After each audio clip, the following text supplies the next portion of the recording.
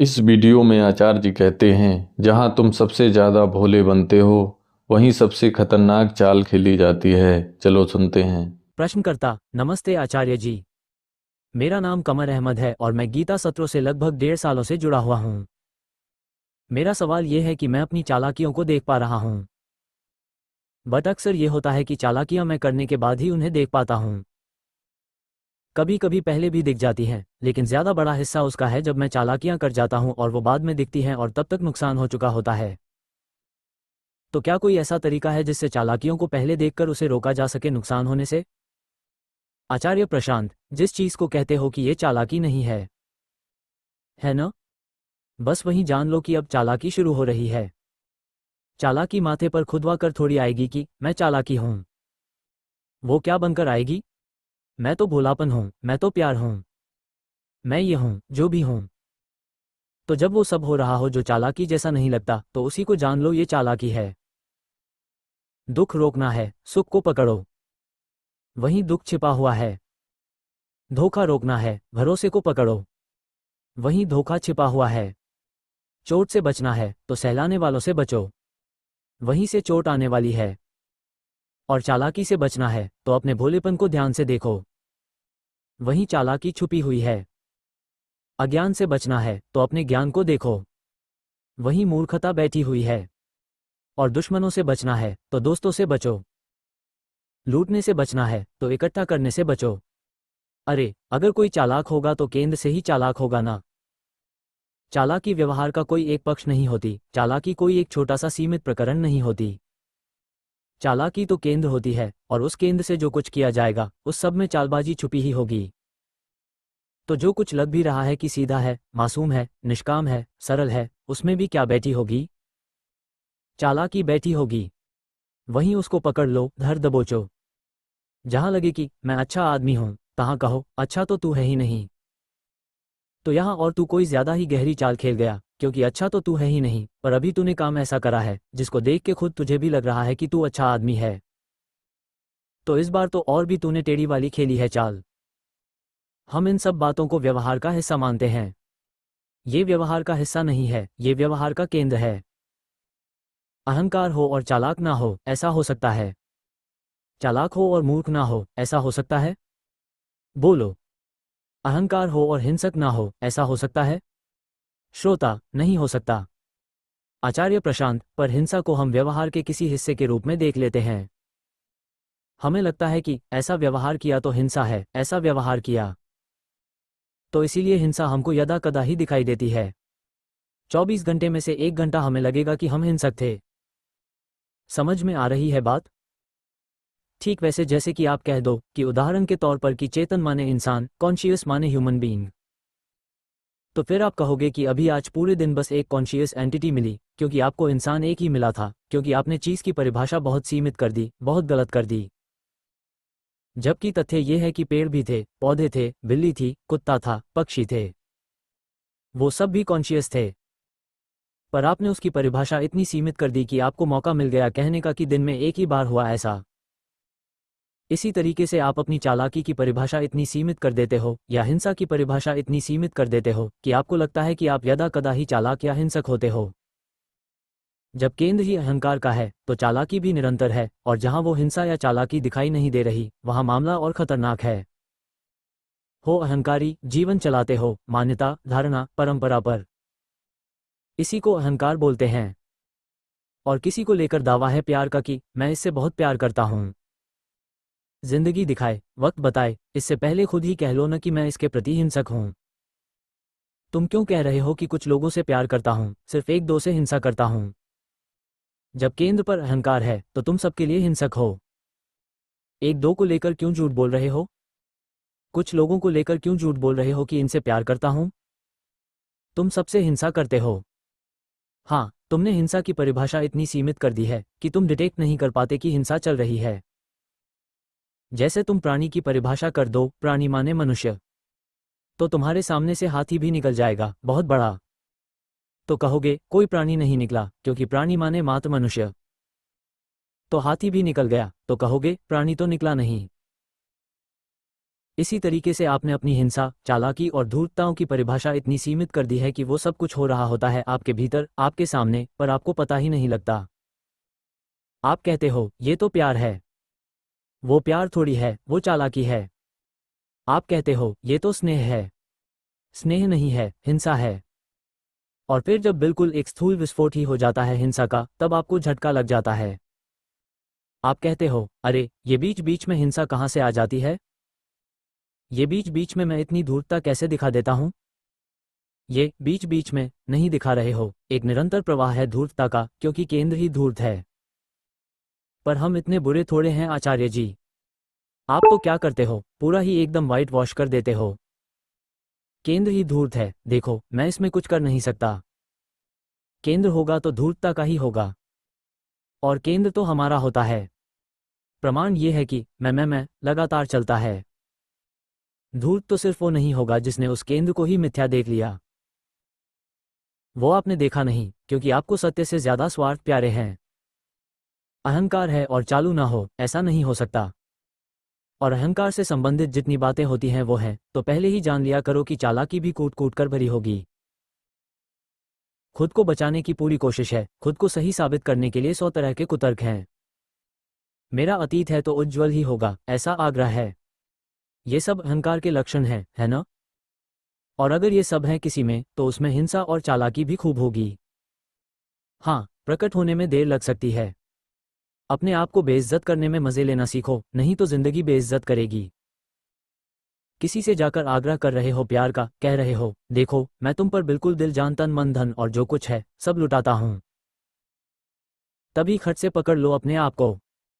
बोलो, एक सेकंड, ऐसा कुछ है नहीं। असल में मैं झूठ बोल रहा था, कुछ नहीं है। थोड़ी सी शर्म आएगी, थोड़ी सी बेइज्जती लगेगी, पर यह कमाल का काम कर दिया तुमने जिंदगी में पहली बार, अगर ऐसा कर पाओ कि जहां मामला बन ही रहा था, जहां प्रमाणित हुआ जा रहा था कि सीधे आदमी हो और बड़े प्यारे आदमी हो, फिदा हुए जा रहे हो, ऐसा है वैसा है, जहां बिल्कुल अब दाल गल गई थी, वहां स्वयं ही कह दो, ना ना ना ना, अपना केंद्र याद आ गया। जब मैं भीतर से गड़बड़ हूं तो किसी के प्रति अच्छा कैसे हो सकता हूं? भीतर अगर अपूर्णता बैठी है तो वो बाहर हिंसा ही रखेगी। जो भीतर से अधूरा है, वो बाहर नोचने खसोटने की फिराक में ही रहेगा। तो हाँ, मैं तुझसे बोल रहा था कि मैं तन मन धन सब न्योछावर कर रहा हूं, वगैरह वगैरह। पर देख, असली बात यह है कि मुझे सेक्स चाहिए। बोल दो खुलकर। क्या होगा? थोड़ी बेइज्जती हो जाएगी। एक झापड़ खा जाओगे, अच्छी बात है। किसी बहाने से उसने छुआ तो सही। मौज आई कि नहीं? अपने आप को पकड़ना सीखो। भीतर चोर बैठा है, उस पर नजर रखना, उसे गिरफ्तार करना सीखो। In the middle of the action, red handed बिल्कुल पूरे जान लगा करके कुछ बोल रहे हो, किसी को कुछ साबित करने के लिए, कुछ जताने के लिए चढ़े जा रहे हो किसी के ऊपर, ठीक उसी वक्त ब्रेक लगा दो और कहो, एक मिनट, मैंने जो कुछ बोला अभी तक वो सब झूठ था। ये है साधना असली। वो सब नहीं चमत्कार होते कि ये हुआ वो हुआ। ये है चमत्कार, करो। श्रोता, यही पार्टी है। आचार्य प्रशांत, तो इतने परेशान क्यों हो? पार्टी है तो मौज करो। किस किस के साथ हुआ है कि कोई जरूरी काम है, तभी सोचा है कि 5-10 मिनट की नींद ले लेते हैं, और लेटे हैं? नहीं, लेट के गुजर ही गए, वो तो अक्सर होता है, मैं कुछ और पूछ रहा हूँ। लेटे हैं, नींद आ रही है, नींद गहरी होती जा रही है और तभी उचक के खड़े हो गए। किसके साथ हुआ है? लगभग सारे श्रोता हाथ उठाते हैं। ऐसे ये करना सीखो। एक धार है जो बहाए लिए जा रही थी, और बहने की पूरी तैयारी थी। बह ही गए थे, बह ही गए थे, ब्रेक लगा दिया, खड़े हो गए। ये करना सीखो। प्रश्नकर्ता, धन्यवाद आचार्य जी। प्रश्नकर्ता, आचार्य जी, गुड इवनिंग। मेरा नाम जितेंद्र है, मैं अबू धाबी से हूँ। तो इधर मैं काफ़ी टाइम से हूँ, ओवर अबाउट 9 ईयर्स।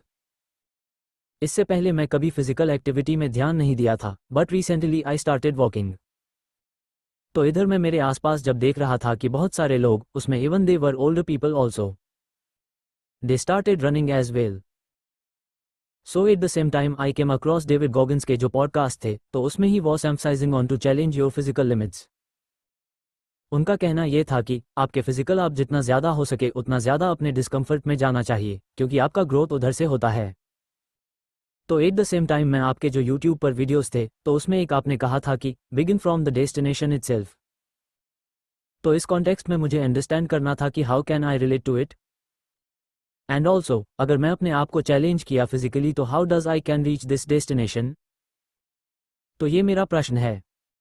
आचार्य प्रशांत, आप गीता सत्रों में कब से हैं? यूट्यूब वीडियोस की आपने बात करी, आप सत्रों में कब से हैं? प्रश्नकर्ता, 1.5 ईयर्स। आचार्य प्रशांत, आप कुछ करने जाओगे, उसका संबंध अगर अपनी हस्ती से, ईगो से लगाओगे, कहीं ना कहीं उसको आपको रुकना पड़ेगा। इसलिए कहा जाता है बिगिन फ्रॉम द डेस्टिनेशन, और वो बहुत आगे की, बहुत ऊंची बात है।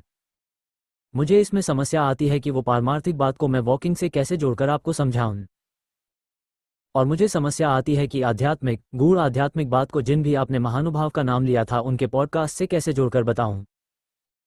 आप आते, आप किसी श्लोक की बात करते, आप पता नहीं किन की बात कर रहे हो कि मैंने उनका पॉडकास्ट देखा, उन्होंने बोला फिजिकल करो, चैलेंज करो। आप सचमुच सत्य सुन रहे हैं? आप परीक्षाएं दे रहे हैं? आपके पास समय कैसे मिल जाता है इधर उधर के पॉडकास्ट देखने का? कहाँ से समय आ रहा है? वॉकिंग आप कर रहे हो सेहत के लिए, बूढ़े लोग दौड़ लगा रहे हैं, वो भी लगा रहे हैं सेहत के लिए, उसमें कोई आध्यात्मिक कोण कहीं से है ही नहीं। और जब मैं कह रहा हूं स्टार्ट फ्रॉम द डेस्टिनेशन, तो मैं कह रहा हूं आत्मस्थ होकर जो कर्म आता है उसको करने दो। अब इन दोनों बातों को कैसे एक करूंगा? माफ करिएगा, लेकिन समस्या ये आती है कि आप मुझे भी कोई यूट्यूबर ही समझ लेते हो। तो आप यूट्यूब पर कुछ देख कर आते हो और फिर मुझसे कहते हो कि आचार्य जी आप इसको एक्सप्लेन कर दीजिए। या आप किसी की किताब पढ़ लेते हो, कोई सेल्फ हेल्प वाला होता है और उसमें जो बातें लिखी होती हैं उनको आप गीता की बातों के समतुल्य मान लेते हो, और आप उसे फिर रिकसाइल भी करना चाहते हो। हमारी कम्युनिटी को भी कुछ बातें स्पष्ट हो नहीं पा रही हैं। अभी कोई लेखक, गायक हैं भारत में, उन्होंने इतना बोल दिया कि अद्वैत बड़ी अच्छी बात होती है, वो मशहूर हैं। तो कम्युनिटी के कई लोग बिल्कुल एकदम उत्तेजित हो गए, बोले इनकी और आचार्य जी की अगर आमने सामने बैठकर बातचीत हो तो क्या बात होगी?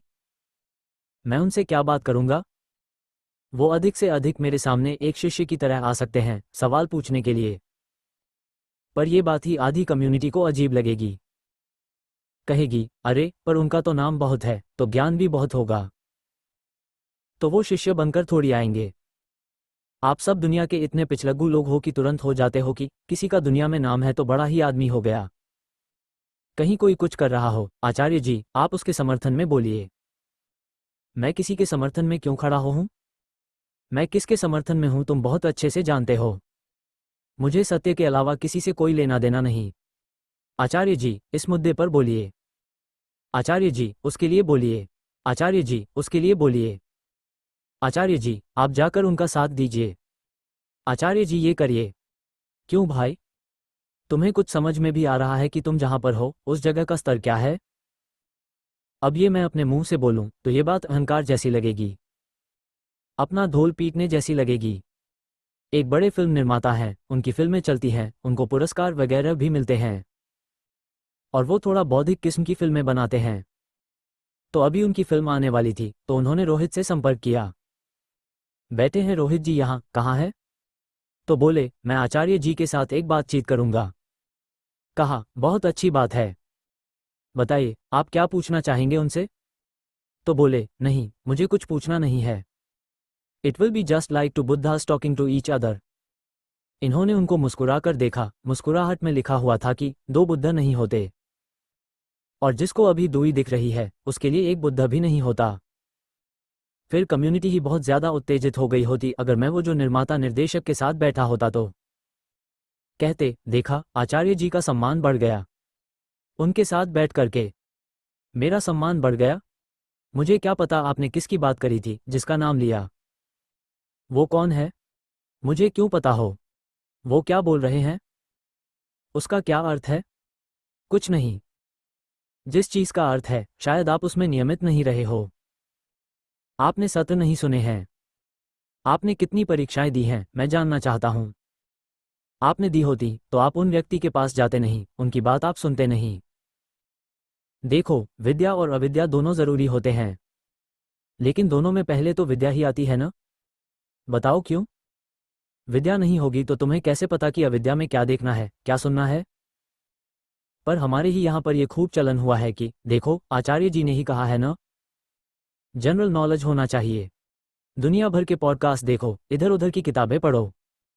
तुम्हें कैसे पता कि तुम्हें दुनिया भर की किताबों में भी क्या पढ़ना है, अगर पहले तुमने सत्रों में अपने आप को पूरी तरह झोंका नहीं है तो? अगर सत्रों में तुमने अपने आप को पूरी तरह नहीं झोंका तो तुम्हें कैसे पता कि तुम्हें बाहर क्या देखना है, क्या पढ़ना है? बताओ। और बाहर अनंत लाइब्रेरीज हैं, तुम्हें कैसे पता तुम्हें कौन सी किताब उठानी है? दूसरी बात, तुम्हें कैसे पता उन किताबों का वास्तविक अर्थ क्या है? तो विद्या अविद्या दोनों नहीं जरूरी हैं। वास्तव में तो सिर्फ विद्या ही जरूरी है, क्योंकि विद्या ही बताएगी कि अविद्या भी कहाँ से और कितनी लेनी है और क्या अर्थ करना है उसका। विद्या आ गई तो अविद्या अपने आप आ जाएगी। इसका मतलब जरूरी तो सिर्फ विद्या होती है। पर मैंने अगर बोल दिया कि विद्या अविद्या दोनों जरूरी है, तो उसका अर्थ आप इस लाइसेंस के तौर पर लेते हो कि अब जाओ इधर उधर की 100 चीजें देखो और फिर मुझसे आकर पूछो कि उन्होंने ऐसा बोला है आचार्य जी, आप टिप्पणी करिए। वो क्या है? वो भगवान श्री कृष्ण है कि मैं उनके श्लोक पर व्याख्या दूं। मैं बोलूंगा अभी तो कृष्णों कबीरों के कथनों पर कुछ बोलूंगा ना। कोई सेल्फ हेल्प गुरु हो, कोई पॉप फिलोसोफर हो, कोई यूट्यूबर हो, मैं उसकी बात की व्याख्या थोड़ी करूंगा कि आचार्य जी उन्होंने ऐसा बोला है, अब आप बताइए उन्होंने ऐसा क्यों बोला। तरह तरह के लोग होते हैं, तरह तरह की बातें बोलते हैं, बोल दिया होगा कुछ, दोबारा पूछोगे तो कुछ और बोल देगा। तुम्हें समझाता फिरूंगा क्या? जो समझाने लायक हैं उनकी बात मैं आपको समझा रहा हूं और बाकियों की मैं कोई हैसियत नहीं मानता। आपके लिए होंगे वो बहुत बड़े बड़े नाम दुनिया के, होगा किसी के पास लिटरेचर में नोबेल प्राइज भी। मैं कह रहा हूं ये किताब उसकी हर किताब से ऊपर की है। और कह रहा हूं तो कह रहा हूं। आपको बहुत शौक है जाकर के दुनिया की किताबें पढ़ने का तो पढ़ते रहिए। ठसक के साथ कह रहा हूं। नहीं तो बहुत घूम रहे हैं, बड़ी बड़ी किताबें लिखी गई हैं। आप जाओगे कि tops of works in literature, 100 की जगह वो 1000 बता देगा, आपकी जिंदगी बीत जाएगी। और फिर आप मेरे पास आओ कि वो फलाना है, वो लैटिन अमेरिकन राइटर है, उसने एक जगह ऐसा बोला है, तो आप बताएं इसको या फिर समझाएं कि आपने जो बोला था सत्र में उससे मैच नहीं कर रहा है। लेना एक, न देना दो। जितने मुंह उतनी बातें, मुंडे मुंडे मते भिन्ना। मैंने ठेका ले रखा है सब मूर्खों की बातें समझाने का। और होगा किसी के पास, फिर कह रहा हूं, नोबेल प्राइज भी हो तो भी क्या फर्क पड़ता है? ले देकर के बात तो दुनिया जहान की ही कर रहे हो ना। चाहे साहित्य है, चाहे विज्ञान है, जो भी बात कर रहे हो उस बात से आगे तो नहीं जा पाए ना। बहुत बड़े वैज्ञानिक भी हो तो भी पदार्थ को सच ही तो मान रहे हो ना। तुम कहो इतने बड़े वैज्ञानिक हैं आचार्य जी, आपकी तो किस्मत खुल गई। आपको उनके साथ बात करने का मौका मिलेगा भैया। सामने आएंगे तो शिष्य की तरह आएंगे और नहीं तो नहीं आएंगे। यहाँ two Buddhas talking to each other नहीं चलता। क्या गर्वोक्ति करी है? कितना अहंकारी आदमी है ये। बाप रे, never seen a more arrogant man. ठीक है, जो है सो है। पसंद नहीं आ रहा तो निकलो। तुम्हें इतनी सी बात एरोगेंस की लग रही है तो जिस दिन कोई बोल देगा अहम ब्रह्मास्मि, उसको क्या बोलोगे तुम? क्या बोलोगे? फिर इसीलिए तुम जल भुन करके जब कोई अन अल हक बोल देता है तो उसको मार ही देते हो। बर्दाश्त ही नहीं होता, इतनी बड़ी बात कैसे बोल दी? सीधे अपने आप को ब्रह्मा बोल दिया। पर उसने सिर्फ अपने आप को ब्रह्मा नहीं बोला है, उसने कहा तुम भी वही हो, तत्वमसी। अगर मैं ब्रह्मा हूं, अहम ब्रह्मास्मि, तो तुम भी वही हो, तत्वमसी। पर तुम्हें खुद तो ब्रह्मा होना ही नहीं है। कोई और भी अगर हो रहा हो तो तुम्हें बड़ी आग लगती है। तो अरे सच एरोगेंस, वेरी कंसीटेड मैन। लगती है तो लगे। जो लोग इज्जत पाने लायक हैं उनके नाम मैं आपको बताता हूं और बताता ही जाता हूं। और हुए हैं ऐसे सैकड़ों में, और उनके आगे सर झुकाता हूं, अपनी ओर से उनके नाम आपको बताता हूं। और आप अपनी ओर से मुझे नाम मत बताया करिए।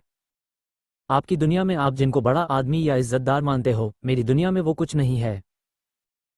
आप उनसे इम्प्रेस हो जाते हो क्योंकि आपके सांसारिक सपने हैं और कोई बात नहीं।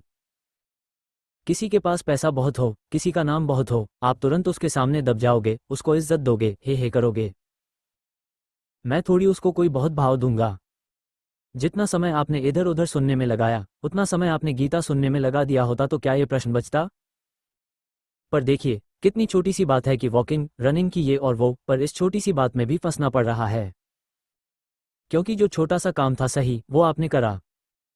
इसी साल की बात है, बल्कि पिछले साल के अंत और इस साल की शुरुआत के बीच की बात है। एक बहुत बड़े राष्ट्रीय नेता पॉलिटिशियन, आप सब जानते हैं उनको, उन्होंने 3-4 महीने तक इनका पीछा करा है कि आचार्य जी से बात करवा दो।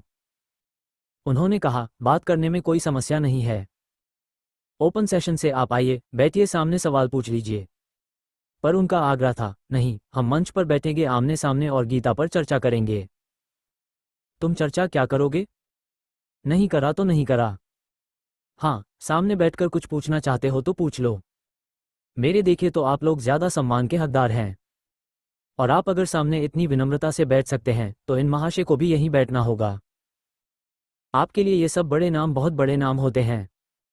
आध्यात्मिक आदमी के लिए कोई नाम बड़ा नहीं होता, उसके लिए बस एक नाम बड़ा होता है जिसका कोई नाम नहीं। जैसा कि आचार्य जी ने बताया, साधना का मतलब अच्छा दिखना नहीं, अपने भीतर के चोर को पकड़ना है। धन्यवाद।